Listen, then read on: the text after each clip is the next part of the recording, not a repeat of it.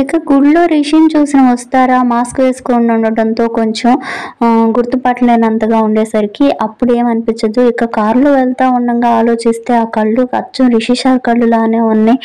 ఒకవేళ రిషి సారే అయినా అనేసి ఒకసారిగా కార్ స్టాప్ అయితే చేస్తుంది. ఇక రివర్స్ అయితే చెప్పి గుడి దగ్గరికి మళ్ళీ అయితే వస్తుంది. ఇక ఇంతలోకి ఇక్కడ వీళ్ళిద్దరు మాట్లాడుకుంటూ ఉంటారనమాట. ఏంటి మేడం మళ్ళీ వస్తున్నారు, మిమ్మల్ని గుర్తుపట్టేశారా, ఇప్పుడు కనుక తెలిస్తే మాత్రం మీ ప్రాణానికి చాలా ప్రమాదం సార్ అని చెప్పేసి ఇక రిషిని మనం దాచిపెట్టేసి వేరే వ్యక్తితో మాట్లాడుతున్నట్లు అక్కడే ఉన్న ఒక అటుగా వెళ్ళి అతన్ని అయితే మాస్క్ పెట్టేసి కవర్ చేస్తూ ఉంటాడు. ఇక పరుగున వచ్చి రిషి సార్ అనేసి ఒక్కసారిగా అతన్ని ఇట్లా తిప్పేసరికి అతను వేరే అతను అనమాట.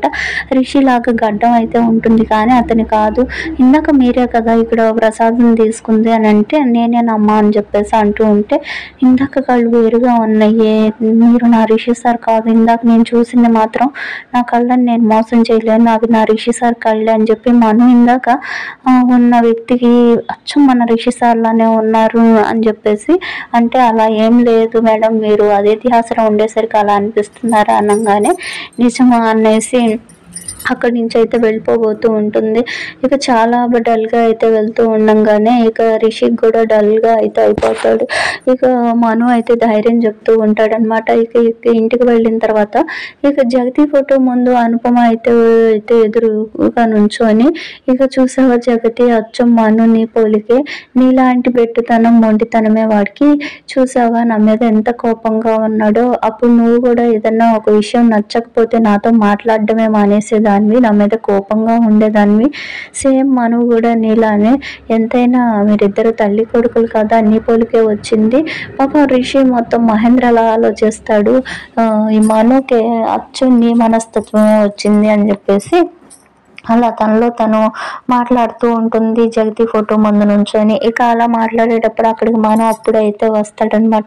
ఏంటి ఈవిడ ఫోటోతో ఏం మాట్లాడుతుందా అని చెప్పేసి ఒక వెనకాలుగా వెళ్ళి నుంచుంటే, ఇక మనుకి నా మీద కోపం ఎప్పుడు పోతుంది జగతి, నీ కొడుకు చెప్పవా అనేసి ఒక్కసారిగా అయితే అనేసరికి మను ఒక్కసారిగా షాకింగ్గా అయ్యి, ఏంటి మీరు అనేది, జగతి మేడం కొడుకు అంటున్నారు, ఎవరు ఏంటి అనేసరికి ఒక్కసారిగా షాక్ అయిపోయి, నేనేం అనలేదు కదా అనేసి అంటూ ఉంటే కంగారు పడిపోతూ అక్కడి నుంచి అయితే వెళ్ళిపోతుంది. ఏంటి మేడం, జగతి మేడం కొడుకు అని చెప్పేసి మనుకి నీ కొడుక్కి చెప్పవా, నా మీద కోపం తగ్గాలి అనేసి చెప్పారు కదా, అసలు ఎందుకు ఇలా అన్నారు అని చెప్పేసి వెనకాల అయితే వెళ్తుందన్న.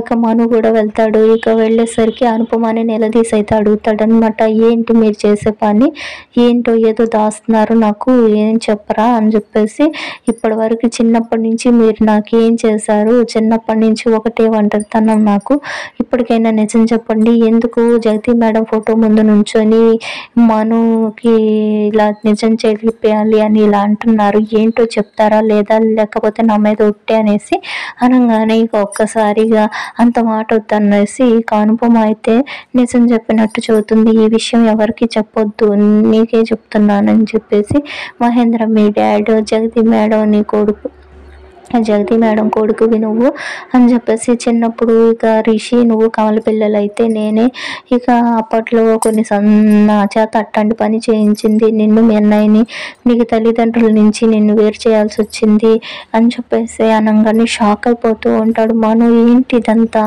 ఎందుకు ఇలా చేశారు, నా జీవితాన్ని ఎందుకు నాశనం చేశారు, చిన్నతనంలోనే నా కన్న తల్లిదండ్రులకి నన్ను ఎందుకు ఇలా దూరం చేసి నన్ను ఇలా మూర్ఖుడిలా తయారు చేశారు అంటే, రిషి సార్ నా అన్న తెలియకుండానే అతన్ని నేను అక్కడ కాపాడుతున్నానే అని చెప్పేసి చాలా ఎమోషనల్ అయిపోయి ఇక రిషి సార్ని చూడాలని చెప్పేసి ఇక ఈవిడనైతే తిడతాడు అనుపమని.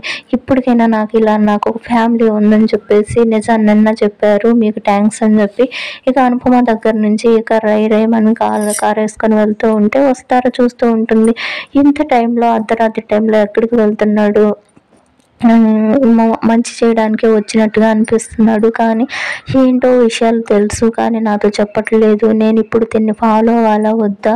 మళ్ళీ నేను వెళ్తే నాకేమన్నా అపాయం జరిగితే మామయ్య గారిని ఎవరు చూసుకుంటారు అని ఆలోచిస్తూ తనైతే ఇక అక్కడ ఆగిపోతూ ఉంటుంది.